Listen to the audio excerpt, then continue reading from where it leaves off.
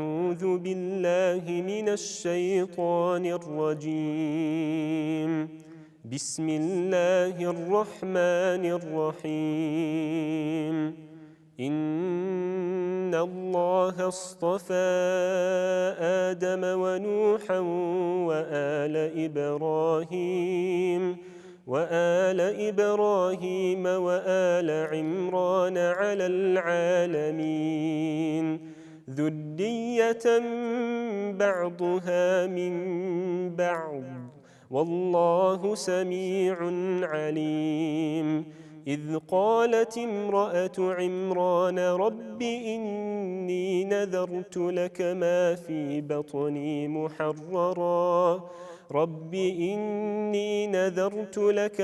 في بطني محررا فتقبل مني إنك أنت السميع العليم. فلما وضعتها قالت رب إني وضعتها أنثى والله أعلم بما وضعت وليس الذكر كالأنثى وإني سميتها مريم وإني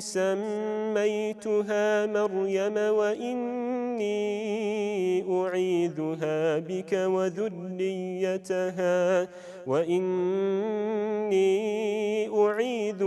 بك وذريتها من الشيطان الرجيم. فتقبلها ربها بقبول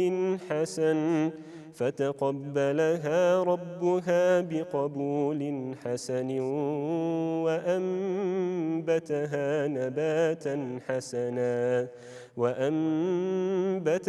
نباتا حسنا وكفلها زكريا. كلما دخل عليها زكريا المحراب وجد عندها رزقا قال يا مريم أنى لك هذا؟ قالت هو من عند الله إن الله يرزق من يشاء بغير حساب. هنالك دعا زكريا ربه قال رب هب لي من لدنك ذرية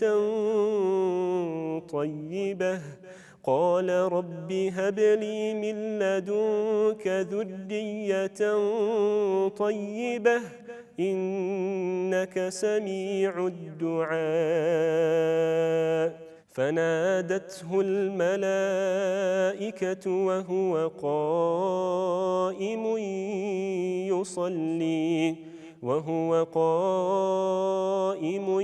يصلي في المحراب أن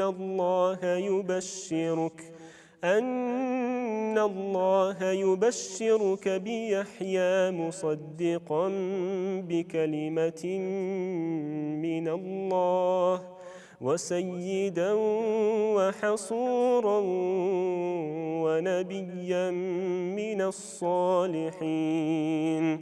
قال رب أنى يكون لي غلام وقد بلغني الكبر وامرأتي عاقر؟ قال كذلك الله يفعل ما يشاء.